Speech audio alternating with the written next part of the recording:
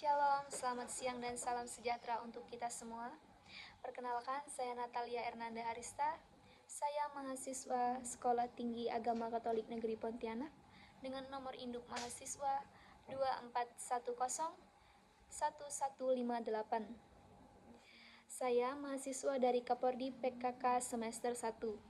Pada video kali ini, saya akan menjelaskan resume pertemuan ketiga tugas ilmu sosial dasar. Resume pertemuan ketiga menjelaskan tentang interaksi sosial. Pengertian interaksi sosial. Interaksi sosial adalah proses di mana individu atau kelompok saling bertukar tindakan, sikap, atau komunikasi, baik secara langsung maupun tidak langsung, dengan tujuan membangun hubungan atau mempengaruhi perilaku satu sama lain. Mempengaruhi sama dengan berinteraksi. Contohnya, tindakan yang mempengaruhi perilaku satu sama lain yang saya alami adalah saya berinteraksi dengan dosen di kelas karena dosen sebagai seorang yang mengajar untuk memberikan pemahaman ilmu. Ciri-ciri interaksi sosial terbagi menjadi 4 bagian. Yang pertama, terdapat pelaku lebih dari satu. Interaksi sosial terjadi ketika ada minimal 2 individu atau lebih yang berkomunikasi atau bertindak satu sama lain. Contohnya, interaksi antara kita dan teman kita. Yang kedua, adanya komunikasi. Interaksi sosial melibatkan proses komunikasi di mana individu menyampaikan pesan dan menerima umpan balik dari pihak lain. Contohnya, contohnya ketika terjadinya komunikasi, seseorang layak mendapatkan respon. Yang ketiga, respon. Adanya respon. Dalam interaksi sosial, tindakan satu pihak menimbulkan reaksi atau respon dari pihak lain yang menciptakan dinamika dalam hubungan sosial. Contohnya, adanya respon ketika kita menyampaikan sesuatu, kita membutuhkan respon. Respon yang membuat orang lain nyaman. Yang keempat, bersifat timbal balik. Interaksi sosial adalah proses dua arah di mana masing-masing pihak saling mempengaruhi dan saling memberikan respon. Selanjutnya, syarat-syarat interaksi sosial. Yang pertama, kontak sosial. Kontak sosial adalah tahapan awal dari interaksi sosial, di mana ada hubungan langsung atau tidak langsung antara individu atau kelompok. Kontak ini terjadi secara fisik, yaitu tatap muka atau melalui media komunikasi seperti telepon atau internet. Contohnya, kita sebagai mahasiswa, kita mengikuti mata kuliah merupakan salah satu kontak sosial. Juga karena kita mempunyai handphone kita, lalu kita memiliki nomor WhatsApp, kita bisa membentuk grup sosial atau disebut sebagai grup WA kelas. Syarat-syarat interaksi sosial yang kedua, komunikasi. Komunikasi adalah proses penyampaian pesan atau informasi dari satu pihak kepada pihak lain. Komunikasi bisa bersifat verbal melalui kata-kata atau nonverbal melalui isyarat, ekspresi wajah, dan bahasa tubuh. Bentuk-bentuk interaksi sosial. Yang pertama, kerjasama, cooperation. Bentuk interaksi di mana individu atau kelompok bekerja sama untuk mencapai tujuan bersama. Contohnya, kerja kelompok yang terjadi di kelas kita. Yang kedua, akomodasi atau accommodation. Proses penyesuaian di antara dua pihak yang memiliki perbedaan agar bisa hidup berdampingan secara damai, termasuk melalui kompromi, mediasi, atau arbitrase. Contoh kompromi akomodasi, misalnya menentukan tempat kerja kelompok. Selanjutnya, asimilasi atau assimilation. Proses di mana individu atau kelompok dari latar belakang budaya yang berbeda beradaptasi dan berhubungan menjadi satu kesatuan sosial yang harmonis. Selanjutnya, alkulturasi atau alkulturation. Proses penerimaan dan penyesuaian unsur-unsur latar belakang unsur-unsur budaya dari satu kelompok oleh kelompok lain tanpa kehilangan identitas budaya aslinya. Contohnya melalui 3D, yaitu diskusi, dialog, dan debat. Debat bisa menghasilkan sesuatu, tetapi juga menghasilkan konflik. Dan diskusi menghasilkan sesuatu, menghindari konflik. Selanjutnya, dialog melakukan transfer pengetahuan tanpa adanya konflik. Selanjutnya, bentuk-bentuk interaksi sosial yang kedua, interaksi disosiatif, yaitu interaksi memecah. Yang pertama, persaingan, co-opetition, bentuk interaksi di mana individu atau kelompok bersaing untuk mendapatkan sesuatu yang sama seperti kekuasaan, prestasi, dan sumber daya. Yang kedua, konflik atau konflik. Bentuk interaksi yang terjadi ketika adanya perbedaan atau pertentangan antara individu atau kelompok yang dapat menyebabkan ketegangan atau perpecahan. Contohnya, orang yang tidak bersalah tetapi mendapat dampaknya. Misalnya, masalah sepele menjadi masalah yang besar. Ketiga, kontroversi atau contravention, bentuk interaksi yang bersifat menentang atau menentang secara diam-diam, seringkali tanpa disertai dengan kekerasan secara langsung. Selanjutnya, fungsi interaksi sosial. Yang pertama, pembentukan identitas. Melalui interaksi sosial, individu membangun interaksi sosial. Mereka berinteraksi melalui pengalaman dan hubungan dengan orang lain. Yang kedua, sosialisasi. Interaksi sosial memungkinkan individu belajar dan menginternalisasi norma, nilai, dan budaya yang berlaku dalam masyarakat. Contohnya, interaksi dalam kehidupan sehari-hari.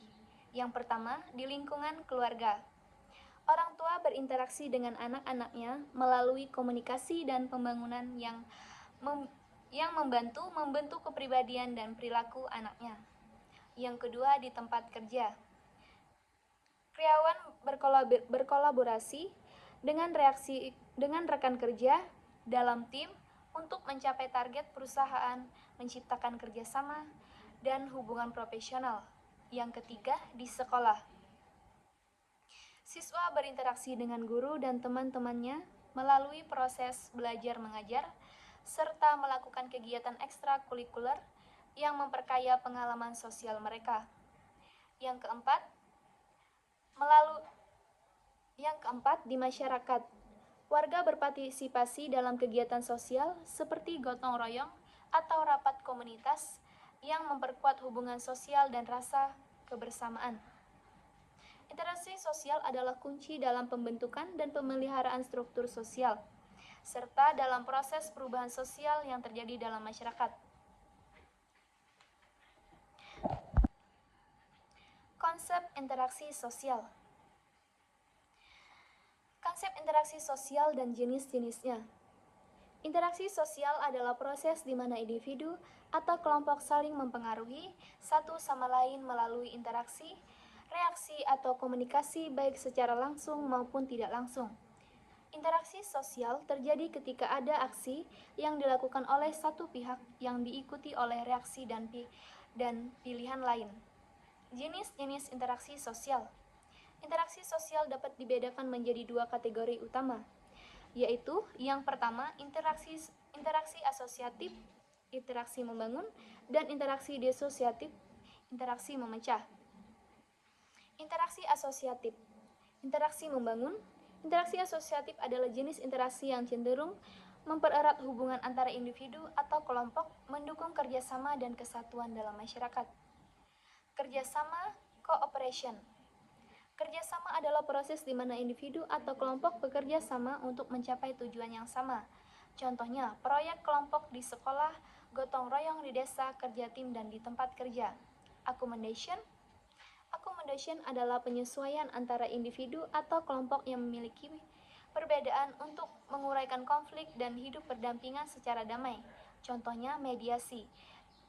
Dalam Sengketa negosiasi antara dua perusahaan yang bersaing, perjanjian damai antara dua negara yang tertikai. Asimilasi, assimilation. Asimilasi adalah proses di mana individu atau kelompok dari latar belakang budaya yang berbeda beradaptasi dan membangun unsur-unsur budaya menjadi satu kesatuan sosial yang lebih besar. Contohnya, imigran yang mengadopsi bahasa dan kebiasaan negara baru sambil tetap mempertahankan beberapa aspek budaya asli mereka.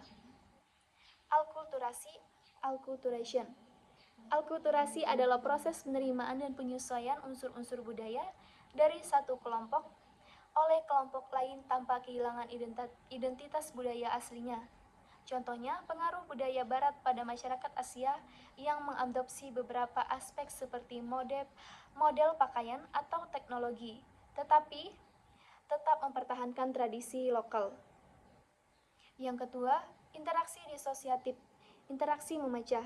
Interaksi disosiatif adalah jenis interaksi yang cenderung memecah belah atau menimbulkan perselisihan antara individu atau kelompok. Seringkali disertai dengan konflik atau pertentangan. Persaingan, competition. Persaingan adalah proses di mana individu atau kelompok bersaing untuk mendapatkan sesuatu yang sama seperti kekuasaan, prestasi, dan sumber daya. Tanpa adanya kekerasan langsung, contohnya persaingan dalam dunia bisnis, kompetisi akademik, atau perebutan posisi dan organisasi. Konflik adalah proses di mana individu atau kelompok berhadapan secara langsung karena perbedaan pandangan, tujuan, atau kepentingannya yang seringkali disertai dengan ketegangan atau kecemasan. Contohnya, pertikaian antara dua kelompok masyarakat, konflik keluarga, atau perang antar negara. Kontroversi atau contravention. Kontroversi adalah bentuk interaksi sosial yang beda di antara persaingan dan konflik, di mana ada penolakan atau pertentangan, tetapi tidak sampai terjadi benturan fisik atau konflik terbuka. Contohnya, sindiran dalam percakapan, protes damai, atau kritik tajam terhadap kebijakan tanpa tindakan langsung. Selanjutnya, fungsi dan dampak interaksi sosial. Yang pertama, pembentukan kelompok sosial.